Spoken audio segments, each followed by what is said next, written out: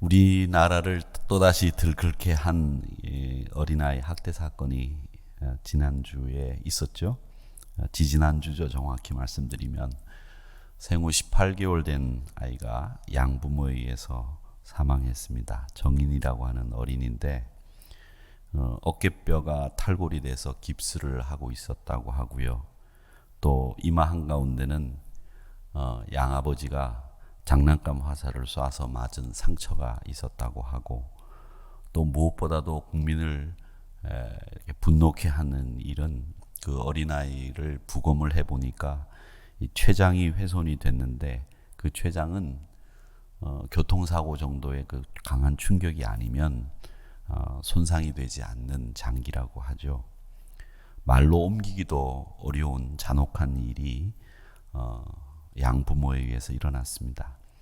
게다가 그 아이 아빠는 기독교 방송국 직원이고 양부, 양모, 부모 모두가 목사 자녀라고 하는 사실도 아연실색해 만들었습니다.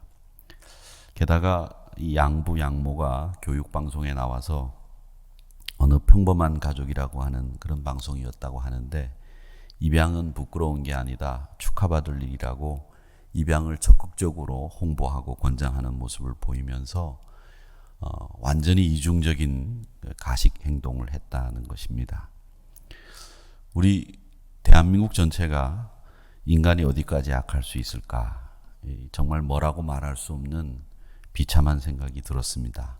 아마 이 정인이 뉴스를 듣고 안 우신 분이 없을 정도로 대한민국 전체가 정말 그런 사람들과 같은 땅에서 같은 공기를 마시고 들이켰다고 하는 사실이 부끄러웠던 적이 지난주였습니다. 모두가 그 정인이의 묘로 찾아가서 미안하다고 하면서 양부모를 향해서 엄벌을 요청하고 분노하고 있습니다. 인간이 어찌 저럴 수 있느냐. 인간에 대한 회의를 갖게 한 사건이었습니다. 우리 인간들은 스스로 이렇게 생각합니다. 나는 굉장히 존엄하고 넘지 않아야 될 선을 넘지 않을 것이다 라는 최소한의 신뢰를 가지고 있습니다. 그런데 실제 현실에서 보면 인간들은 전혀 그렇지 않습니다. 우리가 생각하는 것 이상으로 넘지 않아야 될 선도 함부로 넘고 인간으로서의 도리도 지키지 않는 이런 모습들이 우리 현실 속에서 너무나 많이 보인다는 겁니다. 이런 인간 본성에 대해서 옛날 성현들은 인간이 원래부터 악하냐, 성악이냐, 아니면 원래부터 선하냐, 성선이냐, 이렇게 성선설과 성악설 이 두 가지를 가지고 계속 얘기를 했습니다. 성경은 우리에게 인간은 악하다, 타락했다 이렇게 가르치고 구원이 필요하다 이렇게 말씀합니다. 원래 우리의 형상은 하나님의 형상을 닮은 존재, 하나님의 형상 이마고 데이를 닮은 거룩한 존재이지만 타락해서 우리는 악한 존재가 됐고 예수님의 구원이 필요하게 됐다 이렇게 가르칩니다. 그래서 어쩌면 우리 성경은 성악에 가까운 이야기를 하고 있다고 볼 수도 있지만 원래 우리의 모습은 하나님의 형상을 닮은 거룩한 모습이다 라고 하는 것이기 때문에 이 성악이냐 성선이냐 이 부분에 대해서는 우리가 분류를 하기는 어렵습니다. 거기에 꼭 굳이 들어갈 이유도 없고요. 근데 인간들은 지금까지 자기를 어떻게 보느냐 생각하느냐에 따라서 이 시대적인 사조나 흐름도 가치관도 바뀌어져 왔습니다. 그러니까 인간이 인간을 어떻게 보느냐에 따라서 생각하는 게 달라졌다는 거죠. 2차 세계대전이 일어나기 전까지는 우리 인간들은 스스로 굉장히 존엄하고 존경받을 만하고 심지어는 우리가 잘하면 신의 경지까지 갈 수 있는 완전한 존재라고 믿었습니다. 그래서 나온 게 계몽주의, 인간을 계몽하자, 낭만주의, 인간은 긍정적이고 거룩하고 좋은 사람이다. 그래서 우리는 낭만을 즐겨야 된다. 이런 계몽주의와 낭만주의가 나왔습니다. 인간을 가르치고 인간의 생각을 바꾸면 얼마든지 낙원을 만들 수 있고 얼마든지 인간에 대한 긍정적인 시각이 우리에게는 있기 때문에 그 낭만주의와 계몽주의가 그렇게 가르쳤습니다. 이런 사조가 신학에도 영향을 미쳤죠. 그래가지고 자유주의 신학이 등장했습니다. 인간의 경험, 우리가 경험하는 것들, 또 우리가 생각하는 것들, 이성, 우리의 감정, 이런 것을 이용해서 하나님을 알아갈 수 있다. 그래서 이성이나 경험이나 우리의 직관, 이런 것들을 통해서 하나님을 알아갈 수 있다고 하는 신학들이 나오기 시작했어요. 그게 자유주의 신학입니다. 뭐 자유롭게 살아라 이렇게 가르쳐서 자유주의 신학이 아니고요. 그런 인간을 이용하는 신학 방법론까지 나왔는데, 그러니까 인간이 대세였죠. 그러다가 2차 세계대전이 떡 일어났습니다. 인간이 어떻게 이렇게 악할 수 있느냐 생각하기 시작한 거죠.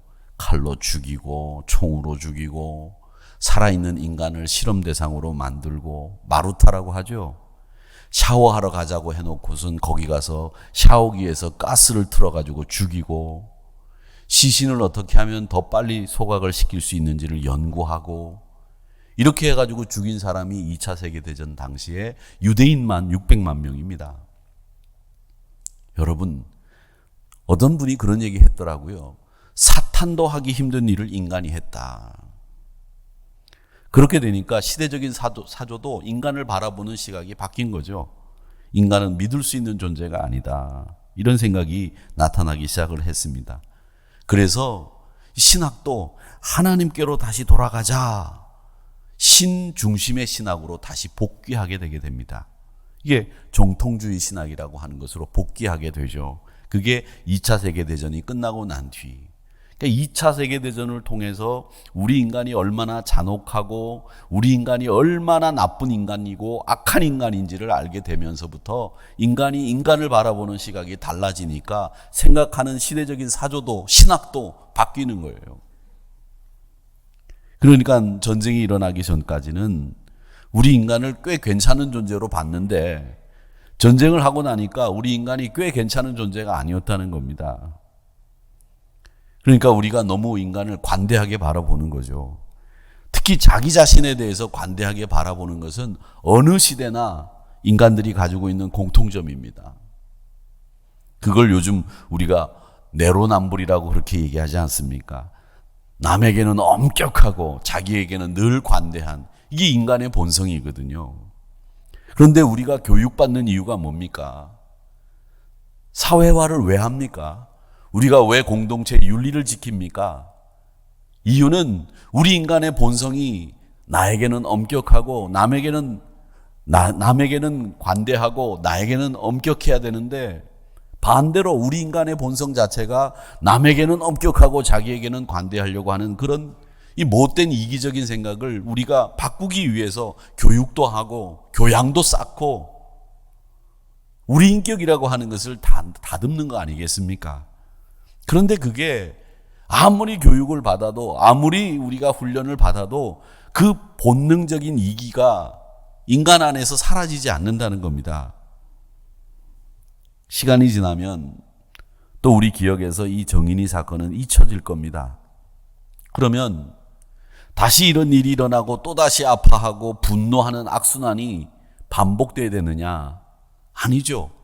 제발 이런 일이 일어나지 않도록 국가도 국민도 새로운 판을 짜야 되는데, 지금 우리는 분노만 하고 있어요.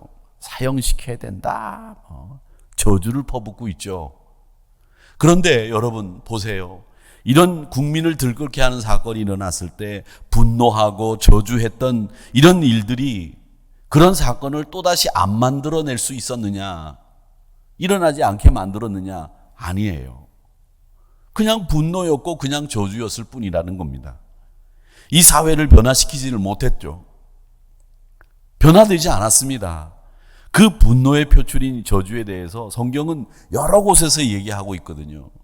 저주한다고, 분노한다고 세상이 바뀌어? 아니라는 거예요. 우리가 읽은 이 시편에 보면 의외로 저주의 얘기들이 굉장히 많이 나옵니다. 축복의 얘기도 많이 나오지만 그 가운데 시편 109편에 보면 정말 이 성경이 이런 말을 해도 되는가 싶을 정도로 악독한 저주의 말들이 굉장히 많이 있어요. 그래서 이름을 붙이자면 시편 109편은 저주의 시편이라고 할 정도로 저주가 많습니다. 한번 보실까요? 6절에 보면 나의 원수가 악인의 다스림을 받게 하시고 사탄이 그의 오른편에 서게 해달라고 합니다. 악인이 그를 다스리게 하시며 사탄이 그의 오른편에 서게 하십시오. 사탄하고 같이 서게 해달라는 거예요. 7절에 보면 나의 원수가 재판을 받게 되면 꼭 유죄받게 하시고 그의 기도는 응답되는 게 아니라 죄가 되도록 만들어 달라고 기도합니다. 여러분, 이런 저주를 해보신 적 없으시겠지만 시편 기자는 이렇게 사탄이 옆에 서게 하시고 악인이 그를 다스리게 하시고 재판받으면 무조건 유죄되게 하시고 기도는 응답이 아니라 죄가 되게 해달라고 그렇게 기도하고 있습니다. 8절에 가보면 더 가관도 아닙니다. 나의 원수가 빨리 죽게 하시고 가지고 있는 직업도 잃게 만들어 주십시오. 그의 연수를 짧게 하시며, 이게 연수가 짧게 하시며라고 하는 말인데 이 말은 우리가 보기에는 좋은 말처럼 보이지만 이 이면에 들여다보면 이 말은 뭐냐? 빨리 죽게 해달라는 거예요. 어서 죽게 해달라. 그의 직분을 타인이 빼앗게 하시며 직업을 잃게 만들게 해달라고 하는 거죠. 저주죠. 또 9절 10절에 보면 뭐라고 되어 있느냐면 그의 자녀는 고아가 되게 하고 그의 아내는 과부가 되며 그의 자녀들은 유리하며 구걸하고 그들의 황폐한 집을 떠나 빌어먹게 하소서. 얼마나 무섭습니까? 원수의 자식은 고아가 돼서 부모가 다 죽게 되고 부인은 남편이 죽게 되고 자식은 고아가 될 뿐만 아니라 구걸하는 거지가 되게 하고 빌어먹는 놈이 되게 해달라고 이렇게 기도하는 내용이 시편 109편입니다. 11절에도 또 그런 내용이 나와요. 고리대금하는 자가 그의 소유를 다 빼앗게 하시며 그 수고한 것을 낯선 사람이 탈취하게 하시며 13절에 보면 그의 자손이 끊어지게 하시며 후대에 그들의 이름을 아주 잊어버리게 지워지게 해달라고 기도하고 있습니다. 무섭죠?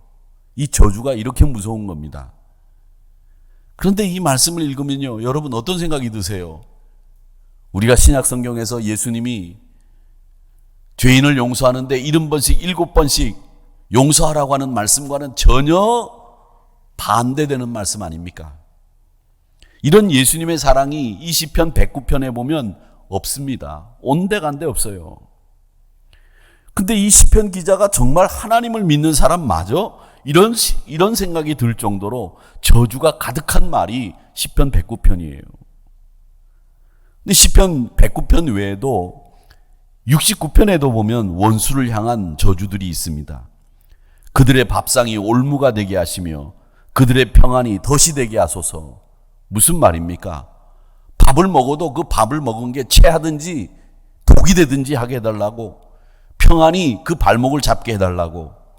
23절에 보면 눈이 어두워서 보지 못하게 하시고 그들의 허리가 항상 떨리게 하소서.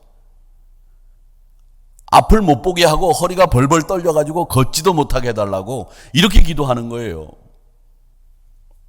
여러분, 이렇게 성경에도 보면 이 저주의 내용이 많은데 우리가 좋아하는 시편 23편 여러분 아시죠?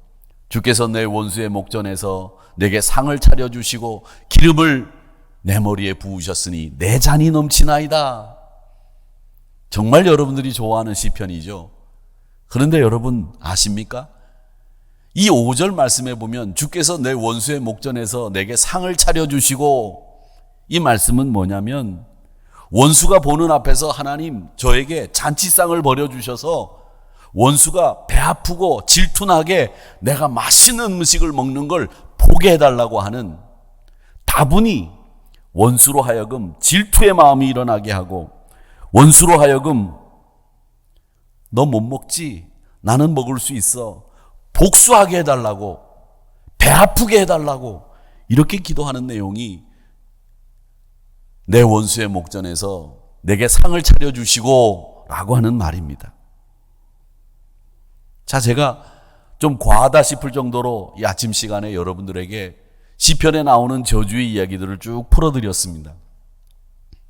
자, 그러면 여기서 시편 기자의 이 저주의 말을 성경은 왜 기록하고 우리에게 읽으라고 말씀하시고 있는지 그 이유를 알아야 되지 않겠습니까?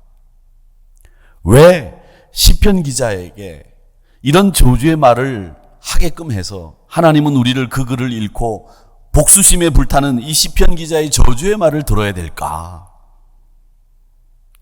너도 어려운 일 당하고 너도 분노가 들끓으면 시편 기자의 저주처럼 너도 저주를 퍼부어라, 이런 뜻으로 성경에 이 저주의 말을 기록해 둔 것입니까?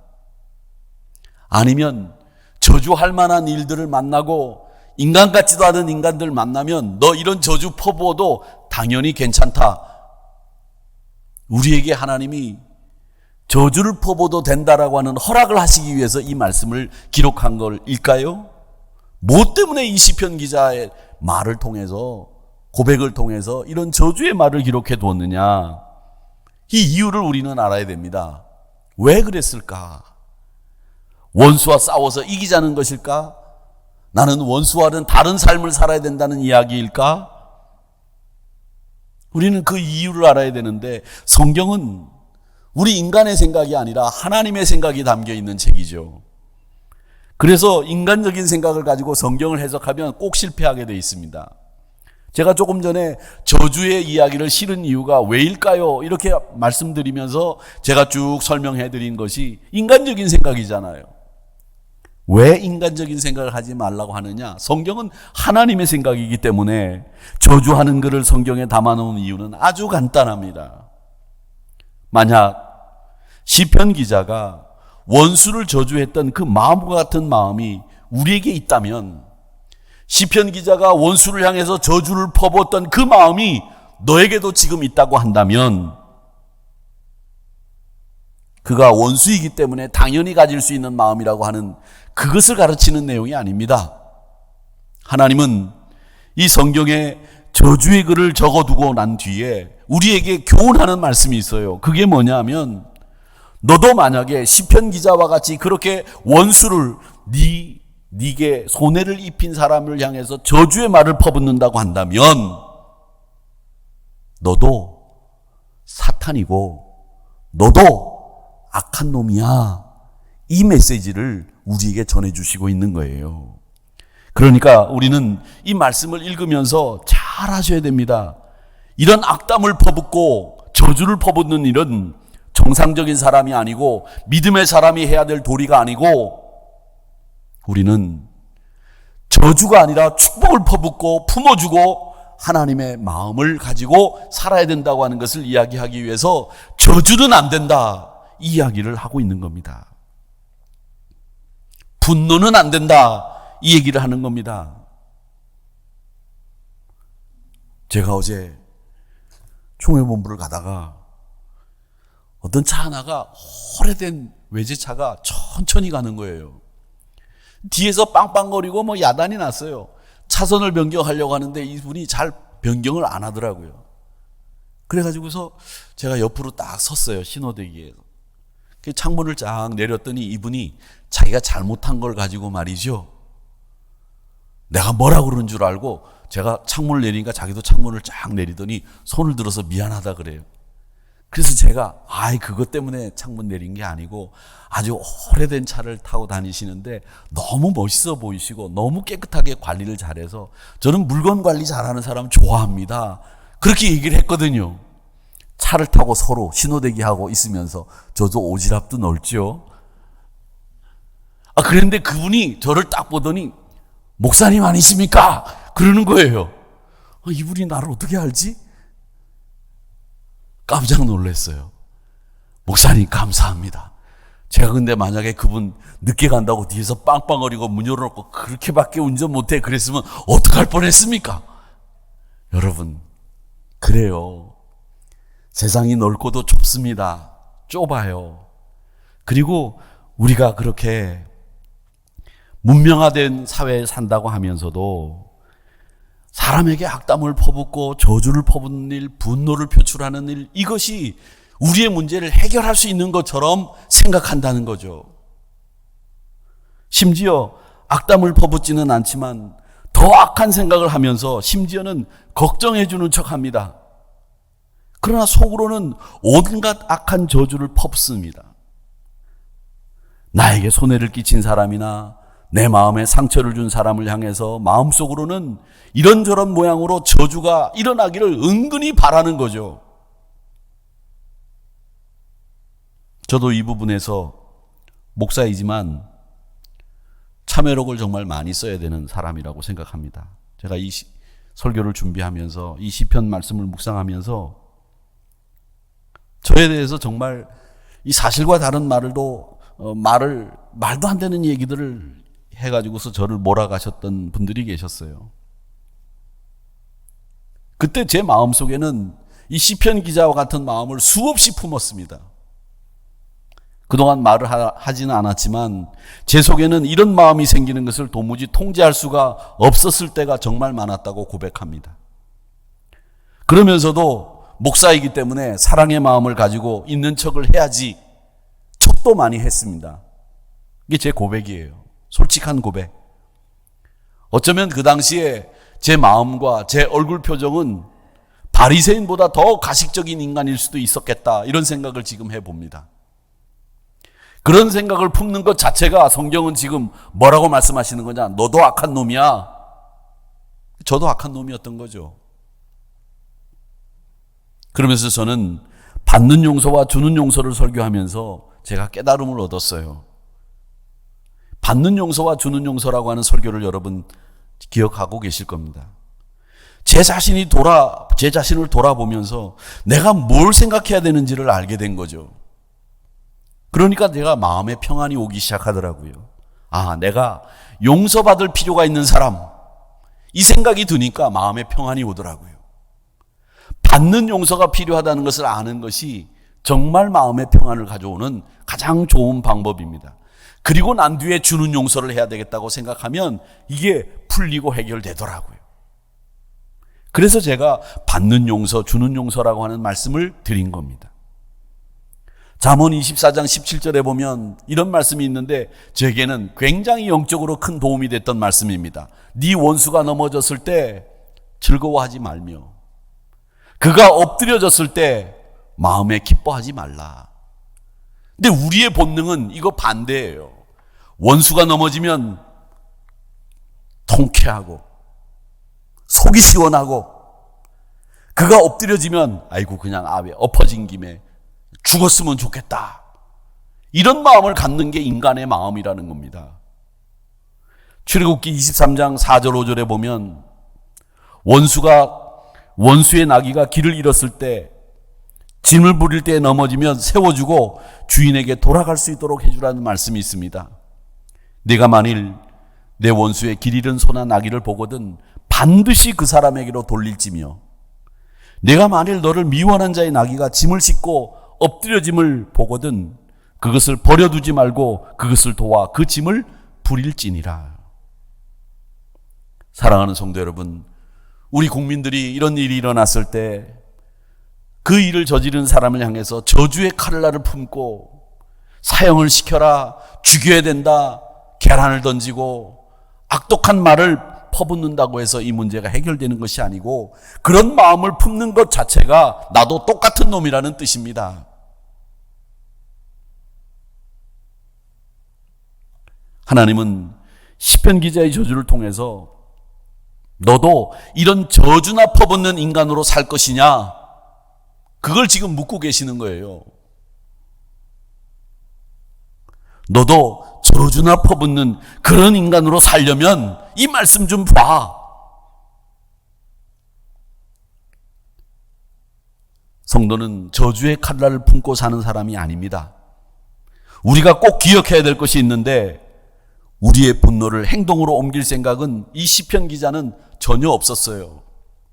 대신 이 시편 기자의 말씀을 좀 더 세밀하게 우리가 깊이 읽어보면 이 시편 기자는 뭘 바라고 있느냐? 자기의 마음은 정말 이런 마음을 가지고 있지만 하나님, 저는 어떻게 할 수 없습니다. 하나님이 갚아주세요. 하나님이 보수해 주세요. 그 하나님의 복수와 보상을 기대하면서 하나님만 의지한다고 하는 사실, 이걸 우리는 이 시편 기자를 통해서 또 배우는 거죠. 우리는 원수를 비난하고 모함하고 나쁜 말로 그를 더 나쁘게 몰아갑니다. 그래서 자신의 분노를 의로운 것인 양 착각하고, 그리고 상대방에게 무례하게 행동하고 그게 당연하다고 생각하고 그렇게 행동합니다. 잠언 21장 24절에 보면 무례하고 교만한 자를 이름하여 망령된 자라 하나니 이는 넘치는 교만으로 행함이라. 어떤 경우에도 무례하고 어떤 경우에도 교만하면 그건 망령된 자라고 말씀하고 있습니다. 성경이 그렇게 얘기하고 있어요. 분노가 왜 나쁘냐? 분노는 자신의 그 악랄한 감정도 거룩한 의로 착각하게 만드는 겁니다. 그렇게 만들어버려요. 분노는 자기의 행동을 통제하지 못하게 하고, 분노는 무례하게 행동하게 하고, 분노는 판단을 흐리게 만들고 자신의 그릇된 행동도 정당화해버리는 거예요. 그래서 분노가 죄가 되고 악이 되는 겁니다. 그래서 분노한 사람들이 자기 스스로 멸망의 구렁텅이로 빠지는 거예요. 사랑하는 성도 여러분, 사람의 행동은 두 가지입니다.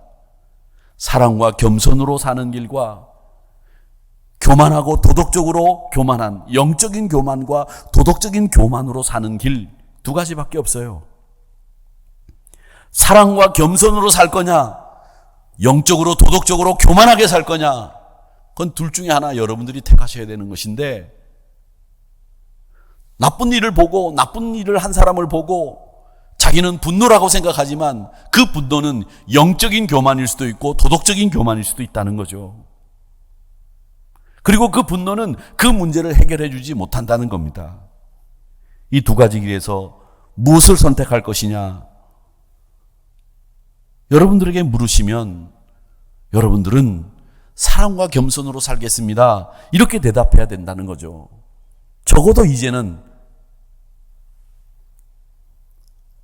이렇게 제가 이 얘기를 하고 이 시편 말씀 중에서 이 정인의 사건을 생각하면서 묵상해야 될 말씀, 우리 성도님들이 오해하기 쉬운 말씀이 하나 있어서 소개를 하고 이 본문을 택해서 이 말씀을 전하고 설교를 마치려고 제가 정리를 했습니다.